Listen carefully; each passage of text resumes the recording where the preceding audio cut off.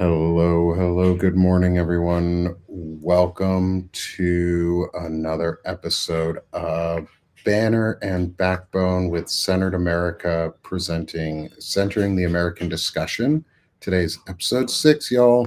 We've been doing this for a few weeks now, and we love it. Today, we're going to be talking about the power of primaries. And so keep coming on in, everyone. Welcome. Hit that heart as you come on in. Share with your friends. If you're on Substack, let us know. Say hi in the chat. Engage with us. We're on Substack, YouTube, and Twitch today. And so, again, this is Banner and Backbone. I'm Nick Perro, and I've got my good friend, Sherrod Swaney, with me. Welcome, Sherrod. How are you today, brother? I'm doing very well. I can't wait to, get into the important discussion of primaries, the power of primaries, and I'm very happy to be here again this week. It's going to be a good episode. Awesome. I'm so glad to have you. I really enjoy these discussions. They, I think, are bringing a lot for us. I know it's been helpful for me. It gives me some new ideas, and it's also building some really important and really strong connections between our communities and helping show the power of what we can do and our voices. And um, I think we've had some impact over this past couple weeks, especially around the power primaries. And I want to talk about one case in particular because I I'm waiting to hear if they're willing. This individual is willing to come back on for an interview or come on for an interview with the Find Out podcast team. They talked about it in their episode this past week or yesterday. Is Graham Plattner. They have extended invites to Graham Plattner to come on the show to explain what what it all means, to explain it, to answer questions. They've extended a few. They don't know if he's going to accept. They aren't holding their breath, it doesn't seem like, but they have extended an invite to him and they have offered the chance for him to actually explain himself and explain what's going on, because there's a difference between um, like we can't purity test ourselves, Yeah. and we can't accept symbols of hate either. We can't just forgive white people for mistakes that we wouldn't forgive for anybody else. Um, so I want to get your thoughts as we've had another week of as we've gone through a full week of knowing about the Graham and plus some about Graham Plattner's Totenkopf, Knott's SS death head skull tattooed on his chest that he had covered up poorly, um, but covered up nonetheless during a political campaign. So I'd love to get your thoughts on that, and Yeah. say hi. Maybe introduce Centered America again for anyone who's kind of new with us, because we do have some new people in the chat on Substack, I see. So can you give a quick intro for yourself, Of Centered course. America, and then your thoughts on the Graham Plattner issue and how it's powerful in a primary? Yeah. So welcome to everyone who's new. My name is Sherrod Swaney. I'm the co-director of Centered America. Centered America is a 501c4 nonprofit organization defending democracy, resisting authoritarianism, and giving resources back to the people to be able to fight back against the Trump administration and against tyranny. Um, when it comes to the Graham Plattner situation, I think we have to make sure that we remember that we are fighting Nazis already. Like, we are fighting a tyrannical administration. We are fighting authoritarianism, and we want to choose the best person to represent us in each state. We want to choose the best representatives all around. And if we're picking someone that isn't representative of the people, we can't actually fight back in the way that we want to. And I think for primaries, going to the topic of primaries, primaries get a lot of low voter turnout, which means that the people that are actually voting in primaries are more, ideologically extreme. Um, and so it leads us to candidates like Graham Plattner. And that's why it's so important to get out that vote and actually make sure people are registering and going and voting in those primaries. So I think with the case of Graham Plattner, it's hard to say that that is the best we have to offer. But Yes. it's not just the Totenkopf, it's his Reddit comments, it's his past in general, and I believe, like, I believe that people can change. People can have, a redemption arc, right? However, that doesn't have to be in the US Senate, and we can find better people, that fit the role of a representative for the people. There was a comment in the chat, and I did not listen, from one of our friends, PJ. Was she asked, "Did you listen to Plattner on Jen Psaki's show last night? I will give him grace, and I will continue to donate to him. Keep demanding perfection, and keep losing Democrats." Yeah. I will gladly go listen to the show or the interview uh, of Jen Psaki and Graham Plattner. Absolutely, I will absolutely be willing to change my position on this, if there is a real explanation for it, and if that's what that is, if the interview with Jen Psaki is like a real explanation and something that is real. But I have tattoos on me. I cannot believe that somebody did not know the meaning of a tattoo on them for over 18 years. It's not a purity test when my family was killed by Nazis in World War II, and I don't want to have people with symbols of hate tattooed on them representing us, because he would then be a representative of the entire Democratic Party. And every single thing he does, they will hyper focus on. It's not just about Graham Plattner. It's about the entire Democratic Party. Is is the Democratic Party willing to accept and normalize symbols of hate? He talked about it as a Totenkopf over time. He's also had some really bad views on gays and women. And he's said some really rapey sounding things, and we're supposed to be against that culture, and not even against, but we're supposed to be trying to rid ourselves of that culture in a positive way and learn from it. Yeah. Maybe he's grown, maybe he's made leaps and bounds, but I've never posted something on Reddit like that that's just homophobic and sexist and shit like that. And I've been a shitty person too in my life. And someone said his campaign manager and political director quit. What more do you need? And And he I, signed all these NDAs. Like yeah, we're facing radical darkness in information, and they just want to push stuff under the rug and sweep it away. Um, and I've I, heard his explanation for it. I've heard what he said. Yeah, I so heard, have I. and what he was saying was, well, I was in the military, and it was just me and a bunch of other men, so I didn't have, access to other women and learning that information, that's and bullshit. so when I finally got out of the military and I was able to talk to women who were in the military, I actually learned what this means, and I saw the importance of it, and like that doesn't negate all of the terrible shit he said online and the fact that he has a Nazi tattoo. I think You there's know, way more people that can be representative in Maine. I applaud his the way that he took accountability in some sense there, but you have to ask ourselves, right? Is this really the best we can present?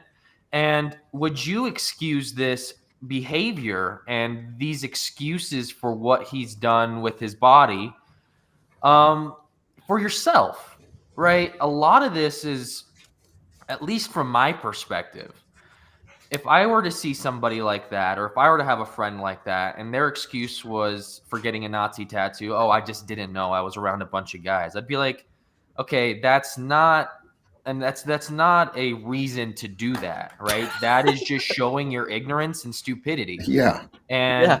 if that's the best that you can do, if this is who you are and you want to present yourself as somebody who's changed, well, then maybe don't give us these bullshit excuses and start to bring us down this path of, oh, I'm enlightened, I found myself through self-discovery, blah blah blah. It's I wouldn't expect anybody like that to have any real understanding of what needs to be done in this country, because they don't know what they need to do for themselves. And that's shown through those Reddit comments. That's shown through that tattoo. And that's shown especially through the way that they have, or through the way that he has explained these incidences in his past. Yeah, and like it's like if you wouldn't keep them around as a friend, or if you had to hold them accountable and you don't like their explanation, why would you have them as a representative? If you know that you would treat your friends to a higher standard, why would you vote them in as someone that would represent you? Because Exactly, because these candidates are a representation of your voice. These constituents are we the constituents. We elect these candidates to represent our voice. Is that really who your voice is? Is that who you want representing your voice? My answer is no, I don't. And I think that there are, again, let's go back to the conversation. There are many other options in Maine. And if it takes 2 months to find one, or 4 months, it's about finding a person that has dignity and is willing to accept the challenges moving forward with this administration, but also having a sense of self-respect. Yeah. No, I agree. And I think that I really like what you said, because it's like we have to treat these people like they would be someone in our lives that we are holding accountable. And if you wouldn't even just say, all right, you know what? I'm going to give you grace. You can grow, and you can say, oh shit, I know that this is a bad thing. But you can't do that in the US Senate. That's like the premise of this whole thing. Yeah. Yeah. And I'm listening to, in the background for myself, I'm listening to the Jen Psaki interview with Graham Plattner. I can't replay it here because copyright violations. We want to be able to replay this show. And so I won't play it on here. I will change my opinion on Graham Plattner if he is willing to come on to, say, a Find Out podcast episode and have a very tough interview with those gentlemen, because Chris Goldsmith is a registered Nazi hunter. Like, that is his job. And he takes this stuff really seriously. And Tim Fullerton is a strategist and a longtime strategist, and has been worked in the Obama administration, has been part of the system, but is now actually someone who's working really hard on the outside to get rid of some of the shitty things that are going on. He has some really tough questions. Like, if any of you think It's Luke's Last Brain Cell would be nice to somebody with a Nazi tattoo, I don't think you've ever watched one of his videos. So I'll change my mind if he goes on to an interview that is not a legacy mainstream media, where they're going to, even with Jen Psaki, who isn't asking hardball questions. Is my question to you too, to people in the audience, and I don't live in Maine, so it doesn't impact us directly as we're voting. However, this is a senator, and it does really impact the nation. So this is not a state position. This is a national race. All Senate races are national races. I could go into white neighborhoods and talk to people too, and have like tough conversations with white people without having to have previously had a Nazi tattoo on me. And that's the big thing, is like, again, the Senate is not your redemption arc. You have to do your redemption arc and then go to the Senate. Like, you make your redemption arc and then go to the Senate, unless you're already a senator, and then you can make a redemption arc.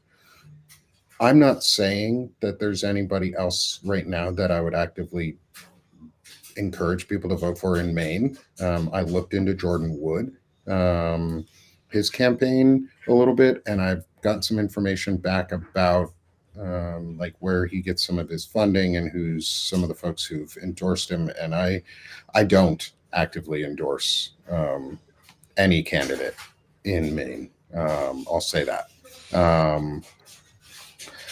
I'm going to continue to watch the interview, PJ, but he has no record. And I understand we need outsiders, and I understand we need people who are going to fight and work for all of us. But I'm not represented by someone with a hate symbol on them. Like, that's what that was. He knew what it was, and the excuse that I was in the military with a bunch of men and didn't have any female role models. What a fucking unaccountable answer. What a fucking childish just answer. Deflecting blame at this point, right? It's like, oh, it wasn't my fault. I didn't have anybody around me to tell me the difference. Yeah, that's men not can't a do reason anything to wrong. do something. That's not a reason to excuse what you've done. It's That just makes you look misogynistic. blatantly stupid. I mean, let's talk about it. I mean, that's really what's happening. If you want to say that you got this tattoo, you did all this shitty stuff while you were in the military because you didn't have anybody to tell you different, that's not an excuse for your actions. And I think sorry, his excuse for the Reddit comments was, I just wanted to get a rise out of people on the internet. And Shane, I want to know your thoughts about the balance between we needed to elect a Democrat in Maine, one that actually has electability, and beat Donald Trump, get more people in the Senate that are Democrats that'll vote to make sure that people have their health care, but we also don't want to elect a Nazi. So like, how can we balance this like fight and making sure that like we take our wins where we can get them, but sometimes we have to lose a battle to win a battle. What do you think? I mean, there's like, I've been sitting here like listening to you guys, and I had two thoughts. One, what the fuck? Like, you just literally said, we have to pick our battles. Do we want a Democrat who's a Nazi, or like, it's just like, what the fuck are we doing? let's just There's take a no second battle and, here, and, is there? and be like, what the fuck? Okay, because like that needs to be said. What the hell is going on that is coming out of your mouth, Sherrod? Like, that is crazy. And two, I want to distill all of this down, because I think that when in the context of the Senate, in the context of all of these things, I think we just need to highlight one thing. And this applies to so many things I've been talking about recently, and on many fronts. It's accountability. It's accountability to your representatives, to your actions. Like Totenkopf, what the fuck? They're death heads, right? Like, it's very simple. They were the stormtroopers. This is the kind of fucking people that were the worst of the worst. These are the people who walked into towns and indiscriminately shot people and threw them in pits, mass graves. Okay, and then they would fire machine guns into those pits to make sure that everyone was dead. These are the people. So if you're in the military and you're getting a death heads tattoo, you know what? Shame on the military for not giving that man a dishonorable discharge. That is the organization that went and killed Nazis, and you're honoring their legacy by emulating them, by putting that on your body. I'm sorry, but shame on leadership. That's not freedom of expression. We talk about hate speech is not free speech. I'm sorry. Dislike it, like it. That's my stance. Number one, you need to be accountable to what you put on your body. I have tattoos all over me, okay? If I tattooed a swastika on my body, if I tattooed a Totenkopf tattoo on my body, I would have to explain that to people. If my neck had a giant, German cross on it, okay? And I wanted to put myself on the internet in front of people, they have every right to say, Shane, what the hell are you, what is that, right? Like, and if I said, I thought it was a plus symbol and I like math, okay, then you're dumb, Shane. You're stupid. Yeah. And like, that's on you. Exactly. There was peer pressure in my algebra class, and they're like, we're all getting different math symbols. My buddy had an equal sign that was like 2 lightning bolts that he put on his neck. And then my other friend had like a division sign that ended up looking like a swastika, but like we were just doing like, no. All right. Like be honest with yourself. You're a fucking idiot. If you're gonna, and I'm making light of this because I want to hammer my point home. And I want to make this palatable, but at the same time, like this is accountability. If you take actions, and this is the thing where I think that we might be failing a little bit as a group of people pushing back. And I think we're allowing people to get away with things that are wrong in the face of the fact that they are speaking out against something worse. And there is no way that tomorrow will be better if we allow these kind of things to happen, if we allow the people that are fighting for us to shirk accountability and to do the wrong thing just because they're in opposition to the greater evil. I'm going to point to Gavin Newsom, okay? Like, Gavin Newsom is a terrible person, guys. It makes people so upset when I call him a terrible person. I'm telling you, he's a bad guy. Get it through your heads. Don't like me. Like me. I don't give a shit. I'm here to tell you the truth. I'm here to tell you that Gavin Newsom had Steve Bannon on his podcast, the very same man who just called Donald Trump a divine individual, said he had divine providence, advocated for a third term, and he laughed with Steve Bannon on his podcast. He has openly stated that he has a problem with trans people. He has a history of being anti-LGBTQ+. Guys, wake the fuck up, okay? If we're gonna win, if we're gonna flip this shit, it's gonna have to be accountability. Guys, when Newsom comes up for re-election, god damn it, there's a woman running. It is a no fucking brainer. Isn't Newsom termed out? He can't run for governor anymore? Well, who knows? I think he's termed. Well, yeah, who knows? I mean, rules don't matter anymore in America, apparently. He's fighting. He's fighting for California. He's redistricting. He's the one whose social media account is absolutely roasting Trump. We need Gavin Newsom. I'm willing to put myself on the line. No, dude, get the fuck out of here. You hate homeless people. All right. Like, I've seen what you've done to my homeless communities. I've seen you disappearing these people. I see you bussing them around. I know what happened in Silicon Valley. I know that you refuse to raise corporate tax rates just because you look good in the spotlight now. That's what's going on in Maine. You see a guy who is a questionable individual, who at the very least is a piece of shit, who got a Nazi tattoo on his body while he was in the military doing the business of killing people. Okay, that is the business of the military. You can say, yes, you are taking that upon yourself, okay, as a person who joins the military, to wear that burden so that we don't have to put yourself in that position so that the people of America feel safe. But if you do that, you should do that with the somber understanding of what you're putting on your shoulders. Nick, you didn't join the military and know that you might be put in that position or were put in that position and take that lightly. Whereas someone who puts something like that on their body clearly takes the human life with a certain sense of, right? And that in and of itself is a problem. So it's accountability.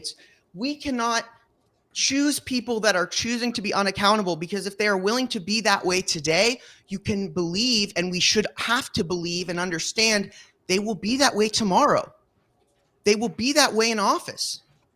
And if we don't choose to be accountable and hold them accountable now because they are criticizing Trump, because they are calling him weak and cognitively addled, because they are saying the right thing right now, we're failing ourselves. We're setting ourselves up for failure. Good enough is not the future. Good enough is how we got here. Good enough is what Biden was. And look at what happened. They didn't stand up to Trump. They didn't release the Epstein files. They could have done a lot of things. They handed it over. They could have arrested him. They could have done so many things. And they didn't, because good enough is not what we need. The world is on a knife's edge. This is Occam's razor, and it's do or die, and accountability is the cornerstone of a better future. So that was such a great answer. So well said. And I'm so glad you answered that question, because I knew that you'd answer it with real emotion and force, and I knew it was a good question for you. But me and Gavin were talking about this last night. We were talking about the shitty strategy that Gavin Newsom was trying to use a couple months back, with having Charlie Kirk on, Steve Bannon, and we were talking about how it doesn't do what he thought that it was going to do, treating this other side like they're human beings, and it's just a human to human interaction, is just a terrible. It's not a strategy. And so, yeah, I like what you were saying, Shane, about how good enough is not enough. We need more than good enough, because that's what fights back. And Gavin, I think you had a lot to say yesterday when we were having this conversation. Yeah, I just kind of want to start off by addressing what Shane said, right? Accountability. We cannot continue to advocate for accountability on this administration and then go and do the exact opposite in Maine, right? We cannot continue to advocate for accountability if we continue to do what we're doing in Maine. It completely juxtaposes our entire position. And I was talking about this with Sherrod last night, especially with Gavin Newsom, because I have never really liked the guy. And Shane points out exactly what the reason with Gavin Newsom is. And I think pretty good comparison. What he was trying to do with appealing to Bannon, appealing to Kirk, it's like, I don't want to be relatable to those guys. I don't want to feel like that we have similar opinions on stuff, because we don't. We are fundamentally different. We view things very, very different. Our morals are different. I'm okay with that. Yeah. I don't want to appeal to these Republicans that like Charlie Kirk or that are advocates for Steve Bannon, because that's not what this is. This is not let's get everybody under the same tent. It's not. There are some people that have done terrible things like Bannon and have said terrible things like Kirk that I don't want to associate with at all. And I don't want to put somebody in a position of power that does associate with them. Yeah. Period. End of discussion. I mean, seriously, these are not the best people for the job. And if we continue to say that they are, we're not going to get any better. It's going to be a shitty administration on both sides of the aisle. And until people realize that, until people come to the realization that there are other options other than electing shitty white guys to office, we're not going to get anywhere. Yeah. Yeah. Like, I think part of continuing with what PJ had said in the chat to listen to the interview, I've been listening to it while we're doing this too. And I got to the part and I paused it because I wanted to make sure I heard what Shane and Gavin were both saying here. I just got to the part where he said when he got it and how an avowed anti-fascist his whole life has a tattoo that looks similar to a Nazi tattoo or a hate tattoo, whatever it was exactly. He didn't say it was one.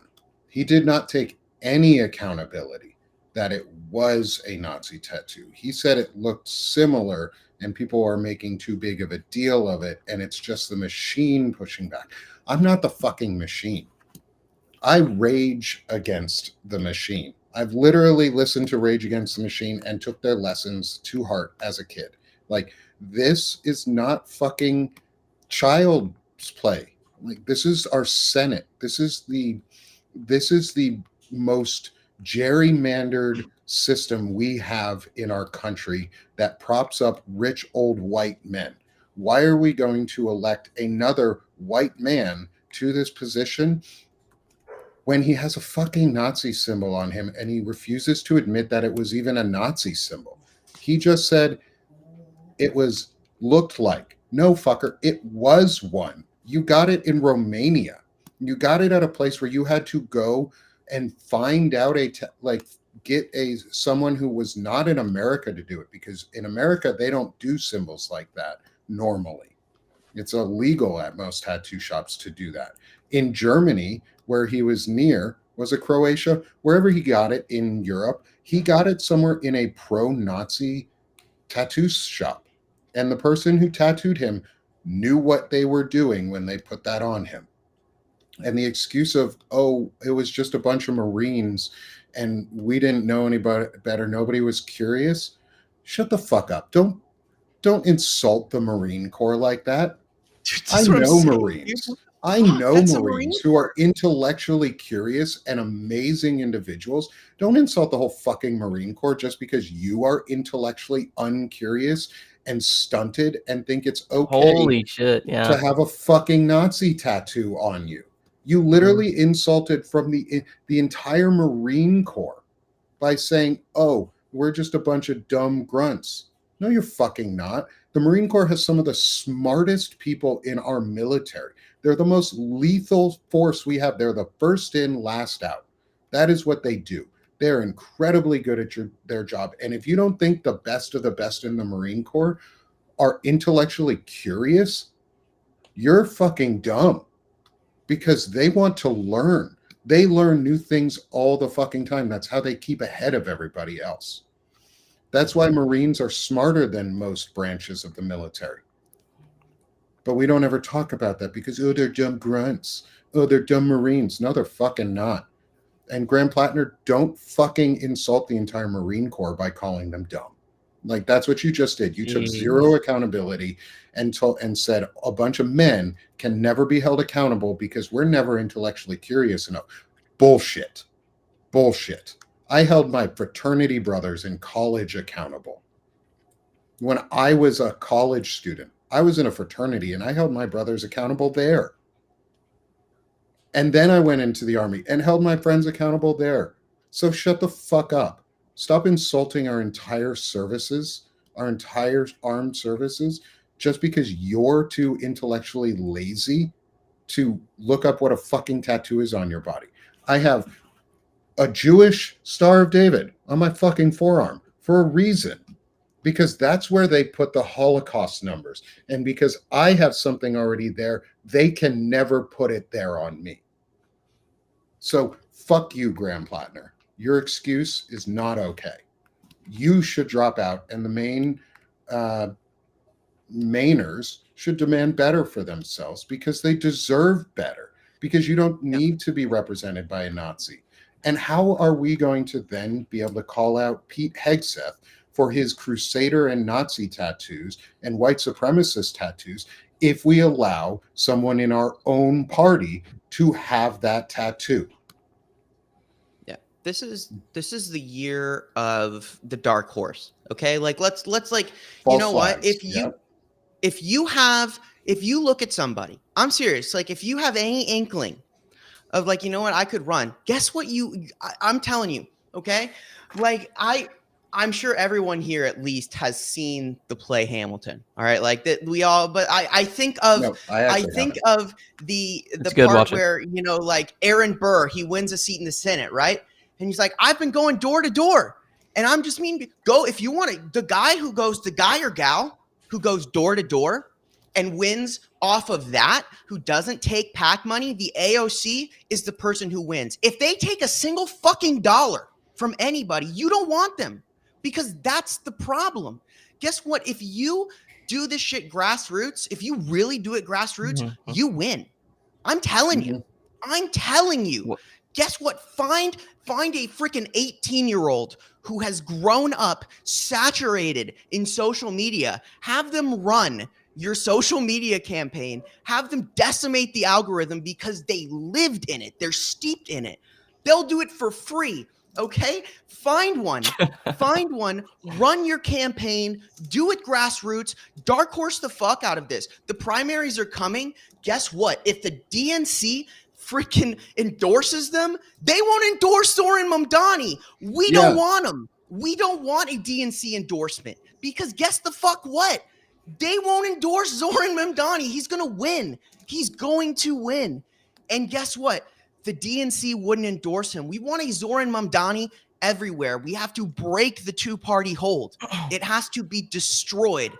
It's like, I hate to say this, guys, but it's all or nothing for us here, because it's either we get it, we win here, or we're in deep shit because we just don't know how much pressure the DNC can take before it cracks and flips too. It's an institution. Our institutions have consistently failed over and over and over and over again. We either break the hold of the institution and the two-party system, or we or we basically screw ourselves indefinitely here. The primary, if you are voting in these primaries, what the Democratic Party should see, they should see, holy shit, every single person we endorsed just either got nearly upseated or they got beaten by a dark horse candidate. Because guess what? I'm going to look at that ballot and I'm going to say, okay, well, let me see who's really running. Everyone should be looking this year. And that's where you should be looking at, well, who is a person and who is a prop? Seriously. Because if you work for the DNC, you answer to a larger entity. Okay. And like, I see if the DNC is not supposedly endorsing primary candidates, good. We don't let the people endorse these people. The DNC says they're not, but they are. They are endorsing primary candidates because candidates who are already in office have a wealth of money and access that people who are out of office don't. And if we want to make our primary systems better anyway, is everyone should have equal access to those materials, but we should also lose our party systems just in general. Like, fuck the parties. The parties I wrote suck. so many essays on that like months ago. I wrote like 5 or 6 in a row where I was just railing into the universe about how we need to get. And that's the thing is, like, I say these things. When I say this, people attack me. People on the left attack me. They're like, the Democrats are fighting for us. Like, you're wrong. Like, if you break from the Democrats, we're fucked. You know what? Cut it the fuck out, guys. I'm fighting for you. I'm screaming for you. It's not about the Democrats. I care more about you than any institution. If you are falling into that trap, I'm going to call you out for being part of the problem. What is centered America? Centered America is centering. Guess what? The Democrats are a right-leaning political institution. They are not centrist. They are right skewing. The only difference is that the Republicans are fucking fascists. The American Fascist Party is a fascist party, which will make anyone look left. Yes, technically, if you're looking at the political spectrum and you have the American Fascist Party and you have the Democratic Party, they are more to the left. Take a look at Andrew fucking Cuomo. Take a look at Andrew Cuomo, who's now running as an independent. He calls himself a Democrat. And that is really what the institution of the Democratic Party really is. They are the Andrew Cuomos. Zoran Mamdani knocked on 1.5, his campaign knocked on 1.5 million doors, over that amount, more than 1.5 million doors, and he is going to win. Most of his donations came from people like us, individuals, not super PAC money. Like, most of his donations came from people that actually believed in his campaign. And he knocked on those doors, and that's how we know that grassroots campaigns actually work. We know that if you go door to door, if you are getting those relational organizing, you're going, okay, we're knocking on your door. Tell your friends and family. Tell people that you care about our policies. You are more likely to win, and we can win that way. And if you have an inkling, like Shane was saying, that you want to run, fucking run. Knock on the doors. Get people that you know to knock on them for you, and get that organizing down. You will win. He had 90,000 volunteers. Still has 90,000 volunteers and growing. For free. Yeah. Free. Like, it's not impossible, people. It just if people takes believe work. It'll happen. All it takes is organizing with each other and building the community that we're doing right now. And I want to make sure I'm clear. I said fuck the parties. I do mean fuck both parties. I think they're broken institutions. I think they're completely broken. I do not advocate voting for like the Green Party. I think that's a fucking broken institution too, because Jill Stein is a Russian plant who just comes out of nowhere every 4 years and sits with Vladimir Putin and then just reappears every 4 years, this little fucking clone of a person that never seems to age, doesn't have any ideas, doesn't do anything, and just sucks votes away. That is not what I'm advocating for. I'm advocating for both parties to be completely torn down in the long run because they both are bad. Because the problem is we have a monopolized party system where two parties are one party controlling the message and just splitting it right and slightly less right. Whoa, God, that's not balloons. a celebration. I want to You know- pop all those fucking balloons from that one. But like, the thing is, Dramatic effect. we need a more parliamentary system. We need more parties. We need smaller parties because we need to break the monopoly of the political system. That's the problem. We've been convinced that two parties is how the system has to be. There was more than two parties in the beginning of our country. Our founders specifically said, don't do two parties, you'll ruin the country. Maybe we should fucking listen. It's about fixing what's broken by replacing it within the system itself. I'm not advocating for tearing down the American system. I like our constitutional republic. I like our democratic system. I like that we get representative democracy. I'd like it a little closer to being more pure democracy and maybe more of a parliamentary representative system so that we actually had a voice amongst everything. And I do advocate for ranked choice voting and getting rid of the electoral college because that's for slaves. That was to keep slaves counted less and give the South more power. We need to get rid of that. It should be popular vote. Senators and representatives, yes, are state level votes, but senators should have to go through a much more rigorous process for primaries. Like why we're talking about this, primaries are fucking important because right now Maine is in a primary and they have a candidate named Graham Plattner with a Totenkopf tattoo on him for anybody who joined late. That is not acceptable because we cannot accept those symbols of hate and then somehow morally still say Pete Hegseth's tattoos are bad. Once you accept the symbols of hate as okay, then they become okay all around. That's how they become normalized. We're supposed to not normalize them. Like, stop obeying the fascist agenda, which is normalizing hate symbols. It's not a tattoo. It is a hate symbol that he got tattooed onto him and then blew it off as though it doesn't matter.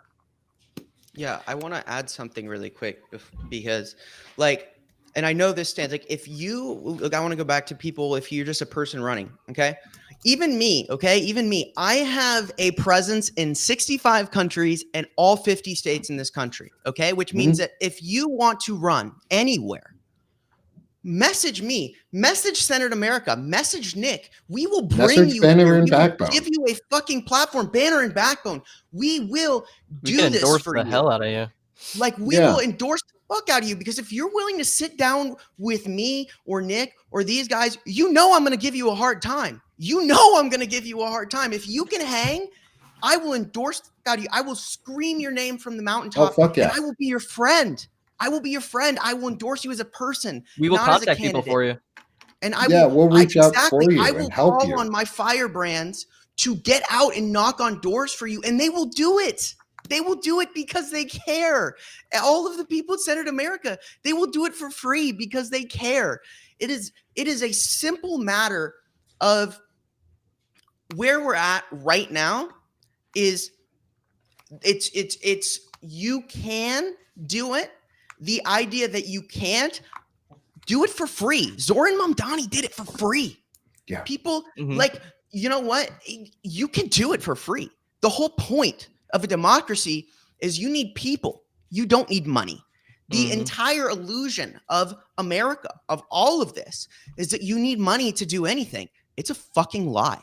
It's a lie, guys. Like, you know, and I see all the time, well, there needs to be an amendment. There needs to be this. There needs to be that. Then do the amendment. Then elect the people. Do the amendment. It's so fucking simple, guys. Like, okay, well, that's hard. Wait, I don't fucking care. Then let's do what we need to do to make it happen. I'm pissed today because I'm talking about accountability, and there's none. There's zero. Mm-hmm. And that's on us for not demanding accountability. We need to be honest here. We are putting people on a pedestal who are not accountable because it makes us feel better, like there's somebody fighting when they're just not entirely capitulating. That is not the same. Guys, it's time to demand accountability. That means demanding accountability from everybody in a position to fight right now. Everybody with capital that can do something, that is choosing to sit and ride the wave of, being in a better position, the Gavin Newsoms, okay? Those people that are riding the wave of being on the right side of history.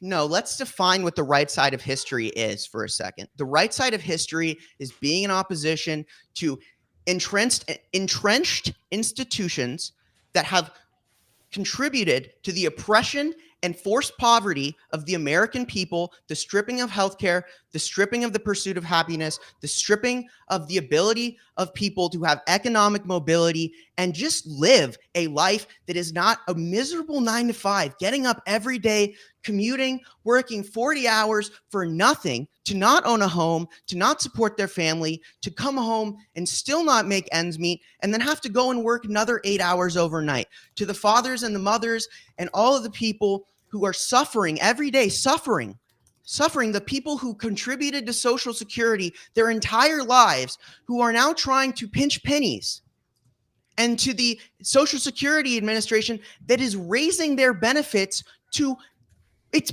0.1% less than what the expenses they accounted for. They're literally raising the benefits to less than what they measured the cost of living expenses would be. Tell me that this government is working for anyone but them.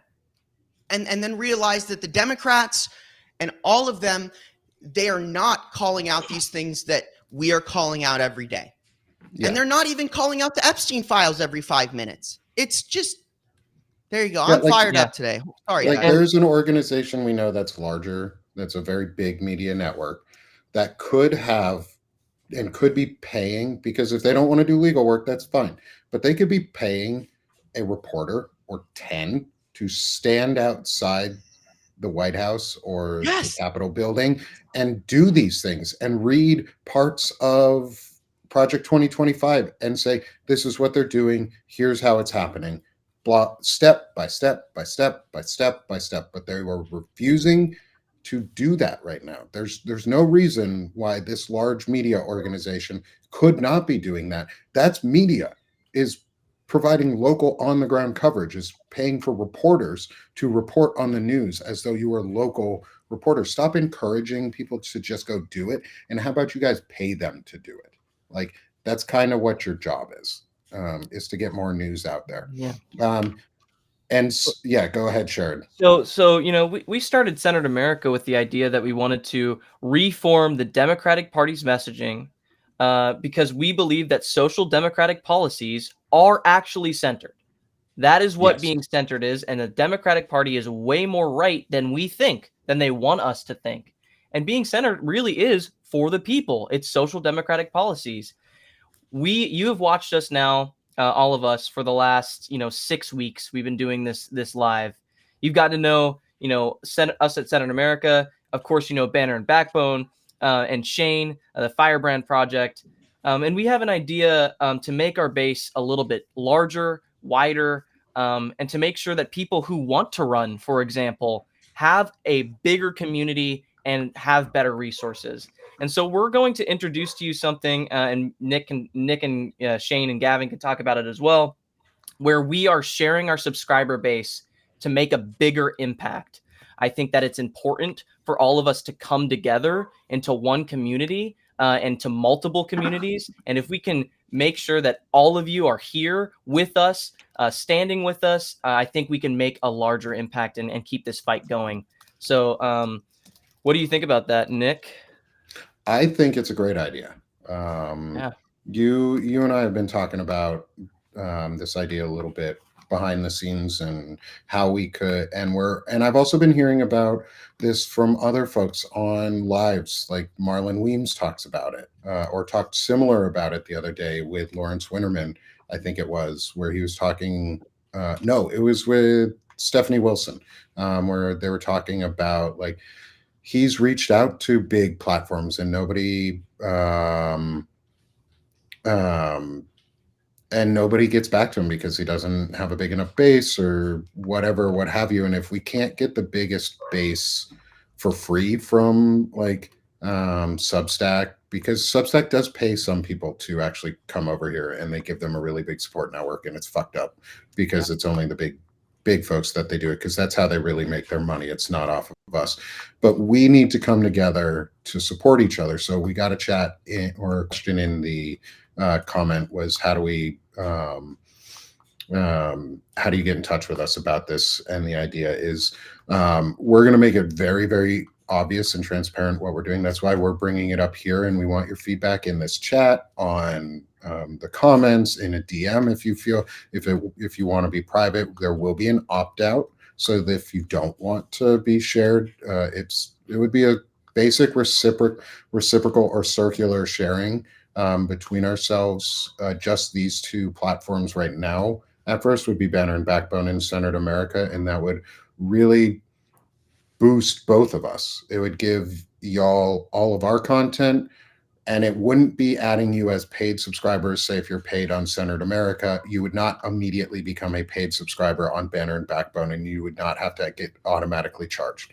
You would come in as a free sub. This is not about taking your money or trying to force you to pay more when you don't want to. Want to be very transparent about what we're doing with this. I think it's a great idea, because let's take Banner and Backbone right now.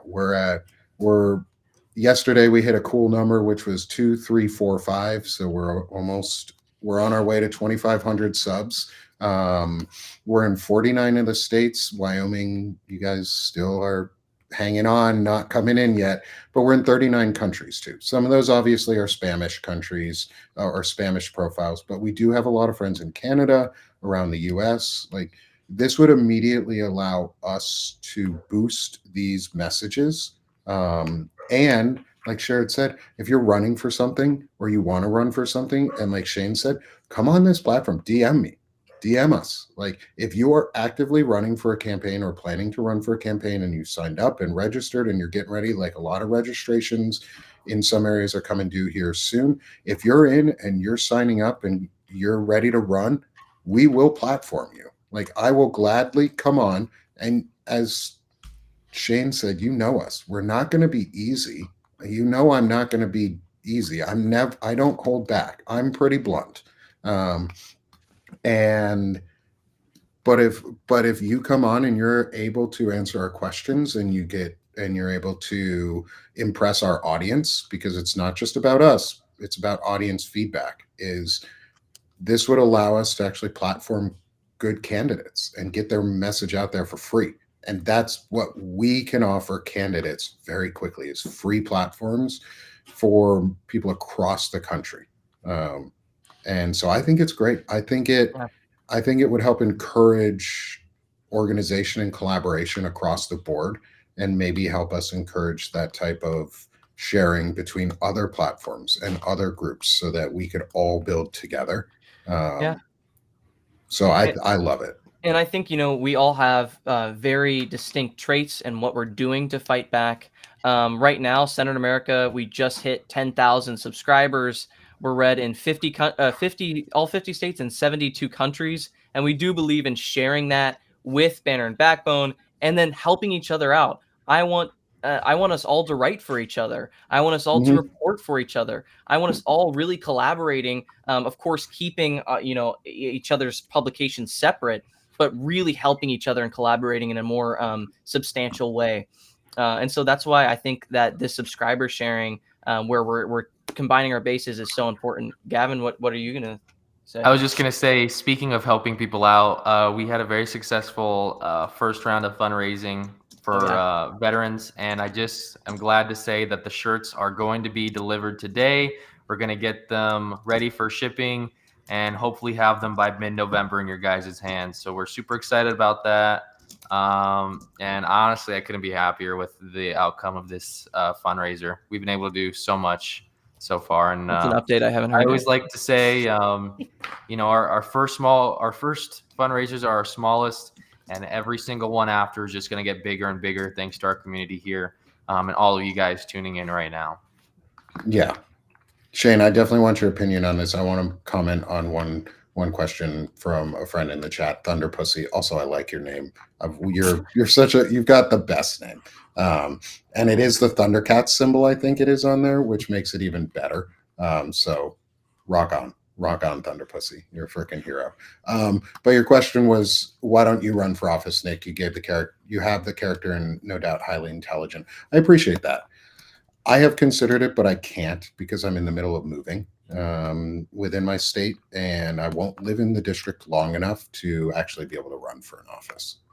I will not rule out running in the future, though, for a future office. I just cannot do it this one because of legal restrictions on moving and when I'm living in a district, and I won't have lived in my district long enough to run as, say, for a state representative seat, which is eventually my goal is to start at a state rep seat if I can, because I think that'd be really cool. But I'm not doing it this term.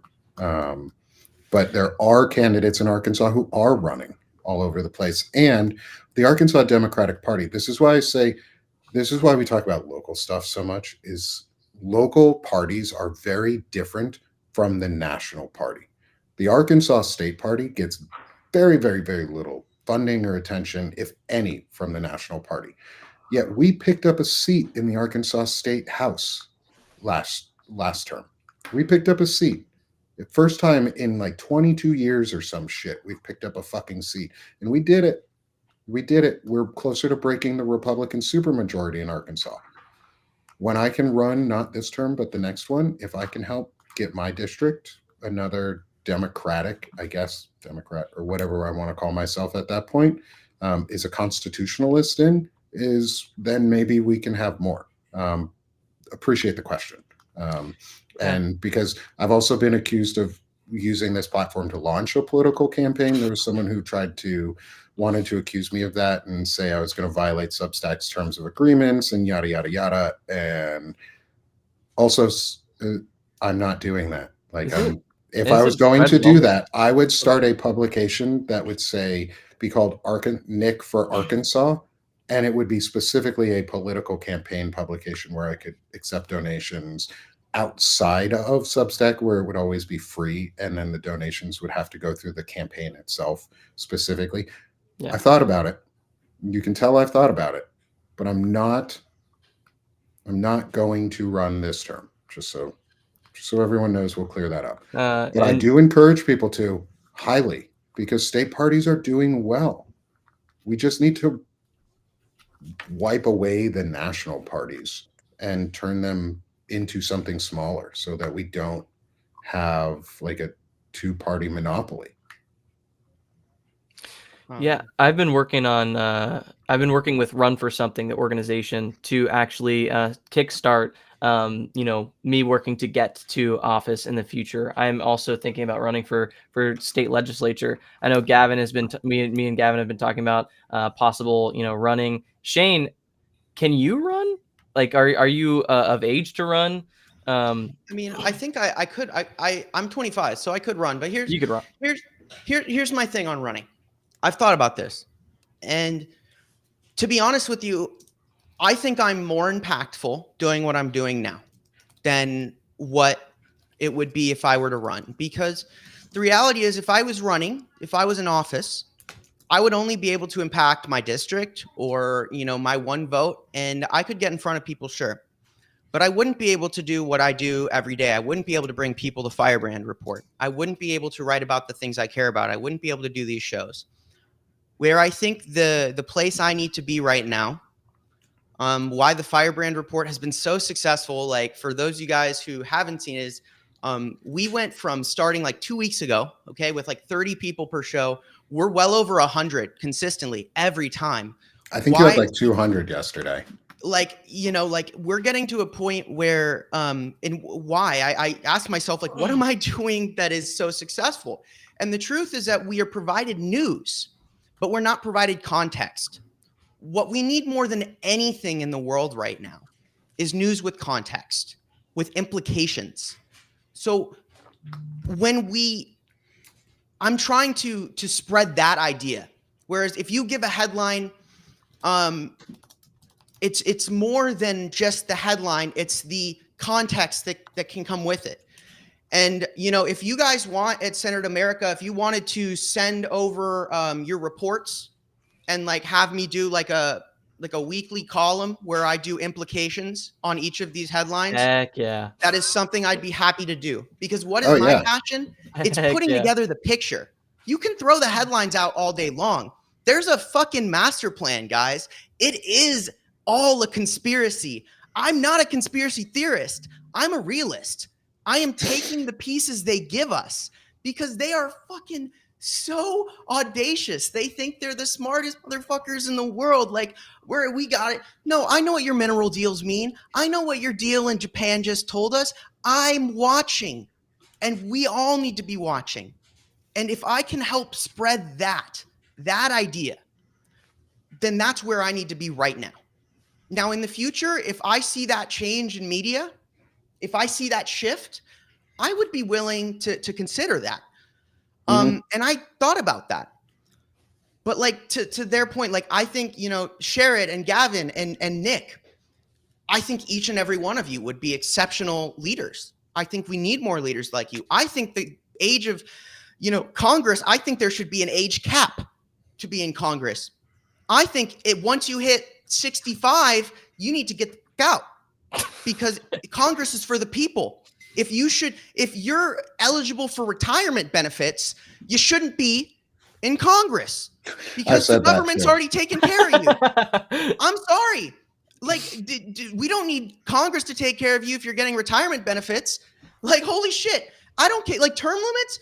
Like, yes. Duh. I could be convinced that term limits are not necessary if we actually encouraged voting instead. Because voting is the term limit. Is if you find that person isn't doing their job and enough people vote them out, that's the whole point of our system. Like, there's a reason there's no term limits for congressional members and senators is because you're supposed to vote them the fuck out if you don't like them. Stop I agree. voting for them and saying, oh, but your guy's worse, so I'm not going to change my guy. Well, your guy fucking sucks too. Like, get them out. I agree with Supreme Court term limits. I really do. That I agree with, yeah. Yeah. Because I know it was to make sure that it wasn't partisan. Scrutiny. I think they need there needs to be a agency. Me and Nick talked about this the other day. If you haven't seen our Palin Talk from Monday, go watch it because we talk about regulation. One of the things we talk about is this fourth branch of government based on the inspector general concept, where you have an independent agency that is strictly their only job is nonpartisan oversight of every other branch of government. Because without nonpartisan oversight, like the judges there should be an agency that is constantly watching judges, that is enforcing those rules. Because if there's anyone who is in a position to undermine the Constitution more, it's SCOTUS. And we've seen the implications of SCOTUS being willing to undermine the Constitution because they can make state laws unconstitutional. And that undermines the rights of the state. That's huge. Yeah.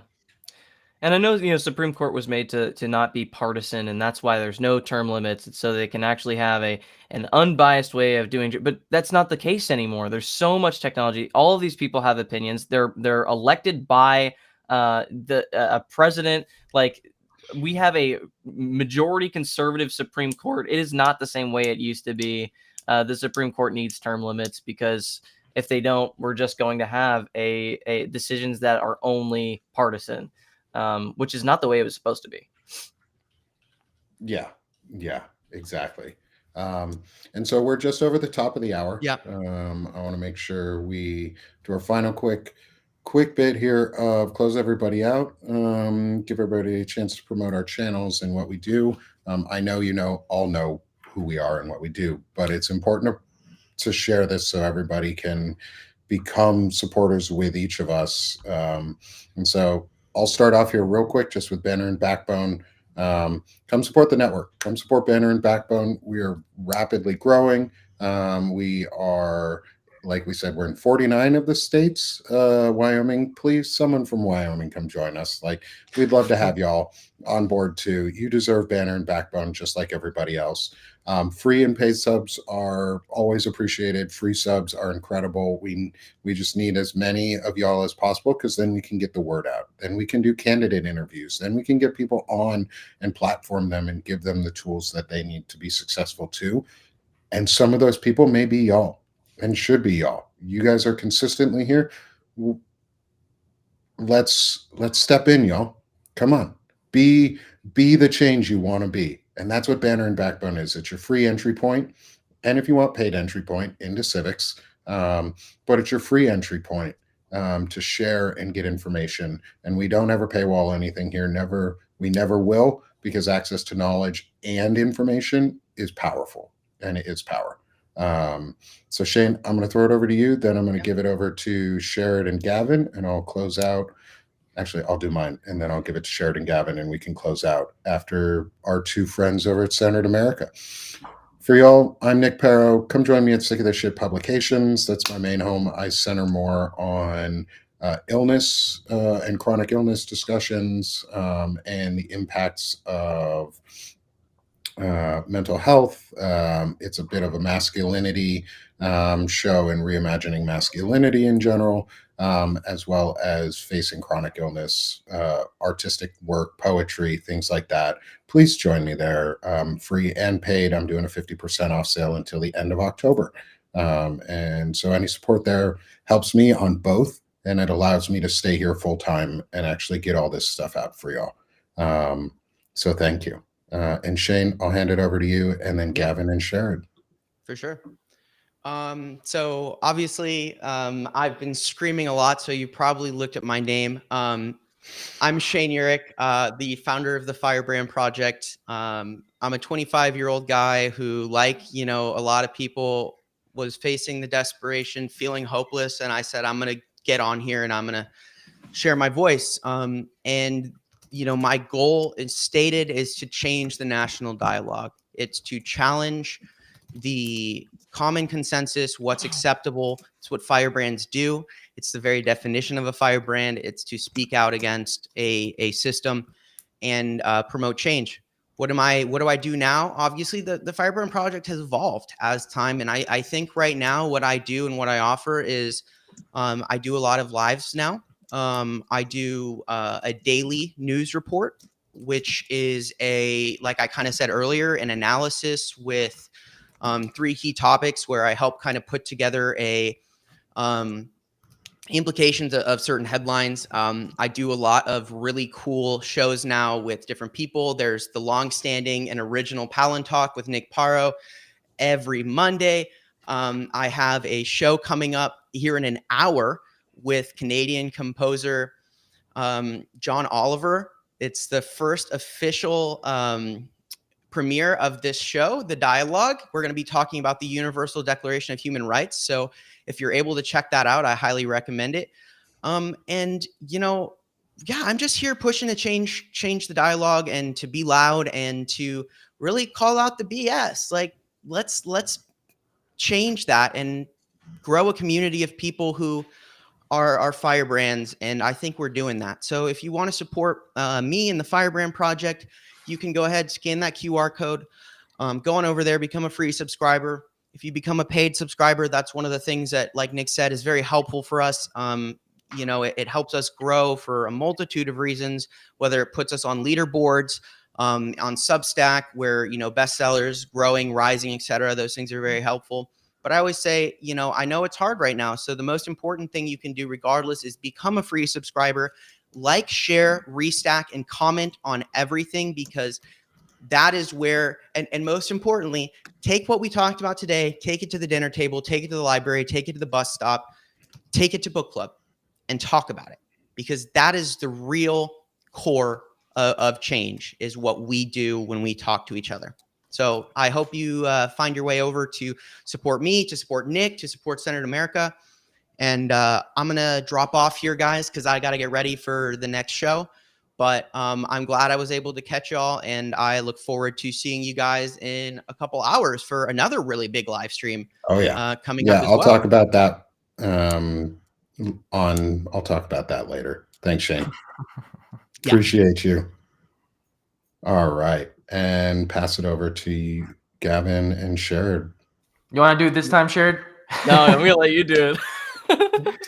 Well, tell them what Centered America is, and then we can I'll Yeah. elaborate a little bit more. So for anyone who's new, for anyone who's been here for a while supporting us, Centered America is a nonprofit organization, a 501c4 nonprofit organization fighting for democracy, resisting authoritarianism, and giving back resources to the people that need them to be able to fight back against the administration. We give out daily news briefs, make sure that people know what's going on within this administration, as well as local resources. We're giving back to veterans, and we're making sure that you have the resources you need to fight back. Gavin? Speaking of big milestones, we just hit 10,000 subscribers on Substack today, which is really, really amazing to see all of the amazing people in our community. Sherrod summed it up very nicely.